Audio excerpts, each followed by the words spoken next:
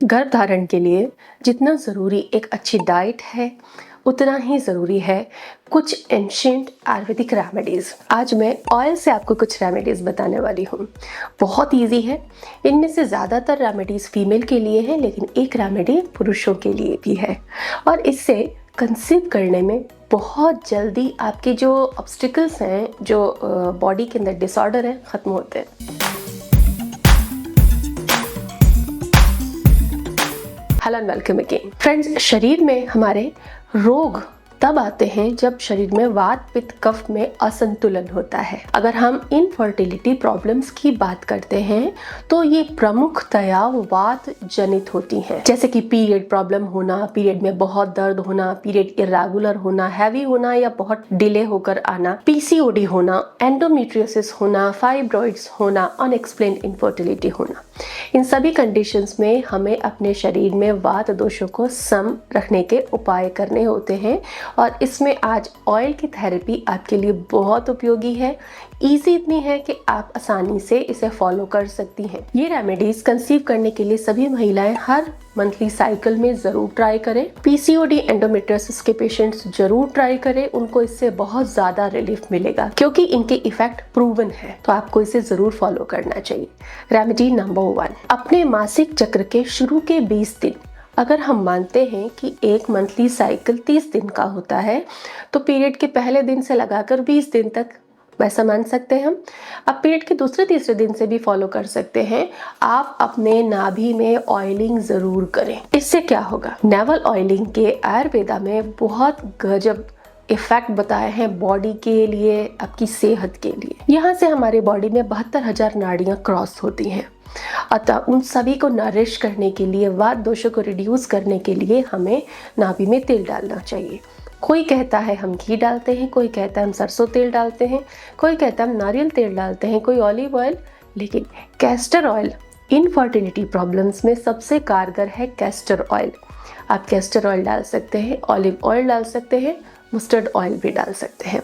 तो आप हर दिन नेवल ऑयलिंग करें और ये रेमेडी पुरुषों के लिए भी बहुत उपयोगी है, लेकिन पुरुष इसे हमेशा फॉलो कर सकते हैं, पूरे महीने हमेशा इसे हर दिन फॉलो कर सकते हैं। रेमेडी नंबर 2, हमारे हाथ और पैर के तलवे एक्यूप्रेशर के मुताबिक इनमें हमारे शरीर के अंगों के पॉइंट्स होते हैं। तो अगर हम अपने हाथ और पैर के तलवों को, उनके प्रेशर पॉइंट्स को ट्रीट करते हैं तो हम अपने उन अंगों से जुड़ी समस्याओं को ठीक कर पाते हैं। तो आपको इनफर्टिलिटी प्रॉब्लम है, इसमें स्ट्रेस, एंजाइटी, डिप्रेशन की प्रॉब्लम बहुत ज़्यादा होती है। ग्रेजुअली लोग डिप्रेशन की तरफ बढ़ते जाते हैं, तनाव बहुत रहता है, उलझन बहुत रहती है। ऐसे में तनाव को दूर करने के लिए बहुत ज़्यादा ज़रूरी है कि आप कुछ होम रेमेडी करें, क्योंकि आप दवाएं कितनी खाएंगे। तो आप जब भी सोने से पहले रात को अपने पैर के तलवों में अच्छे से मसाज करें। इसके लिए मैंने डेमो वीडियो पहले भी शेयर किया है। तो आप अपने सोल की मसाज ज़रूर करें, पैरों की मसाज ज़रूर करें। क्या होगा इससे आपका डाइजेशन अच्छा होगा, आपकी स्लीप अच्छी होगी, आप रिलैक्स होगे, मसल क्रैम्प कम होगा, नर्व्स में खिंचाव होता है वो भी कम होगा, आपको रिलैक्सेशन मिलेगा।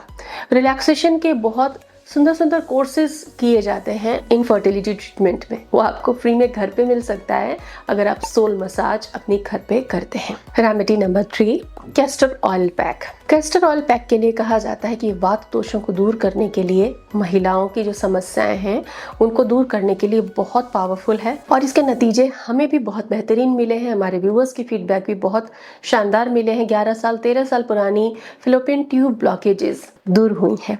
तो फेलोपियन ट्यूब ब्लॉकेजेस हो या फिर पीसीओडी की प्रॉब्लम हो, अनियमित माहवारी हो, ओव्यूलेशन अनियमित हो, किसी भी समस्या में आप कैस्टर ऑयल पैक करना शुरू करें। क्या करना है, आपको कैस्टर ऑयल लेना है। अप्लाई करने से पहले आप उसे हल्का गुनगुना कर सकते हैं ताकि उसका स्किन में एब्जॉर्प्शन अच्छे से हो, वैसोडाइलेशन की प्रोसेस में हेल्प मिल सके। अब आपको अपने मासिक चक्र में पीरियड जब खत्म होता है, सपोज 5वें दिन तक आपको पीरियड रहा, तो छठे दिन से ओव्यूलेशन होने तक आप इसे कर सकती हैं। कैस्टर ऑयल को आप खुद के हाथों से ही अपने नाभि के पास के हिस्से से लगाकर पेट के निचले हिस्से तक अच्छे से अप्लाई करें। प्रेशर नहीं लगाना, केवल ऑयल एब्जॉर्ब होने के लिए हाथ के मूवमेंट्स करने हैं ताकि स्किन में ऑयल अच्छे से एब्जॉर्ब हो। जब आपकी मसाज हो जाती है उसके बाद आप हॉट कॉम्प्रेस दे सकते हैं।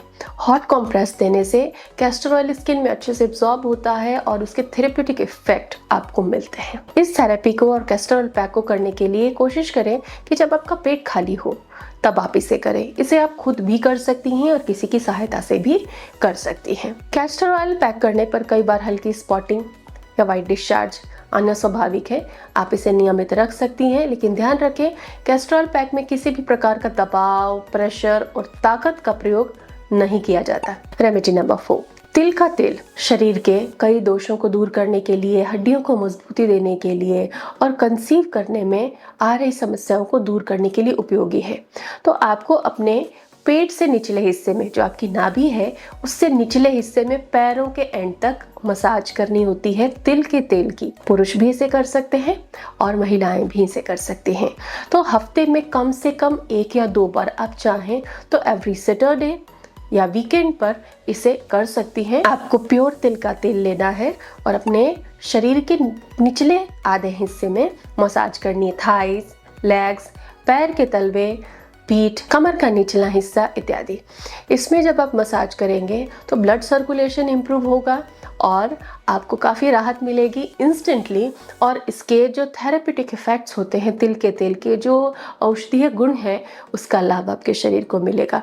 तो इसे आप हफ्ते में 1 या 2 बार ज़रूर करें। अगर आपके वात दोष बढ़े हुए हैं, वात असंतुलित है, तो तिल के तेल के मसाज से इसमें काफ़ी आराम मिलेगा। लेग क्रैम्प में आराम मिलेगा, रिलैक्सेशन होगा, स्लीप क्वालिटी अच्छी होगी। तो वीकेंड पे रिलैक्सेशन ज़रूर करें, तिल के तेल से अपने बॉडी मसाज आप ज़रूर करें। ये सारी रेमेडीज़ बहुत ही अमेजिंग है। आप इनमें से कोई भी 1-2 रेमेडी ओकेजनली या इन चारों रेमेडी को सही समय पर फॉलो कर सकते हैं। Thanks for watching.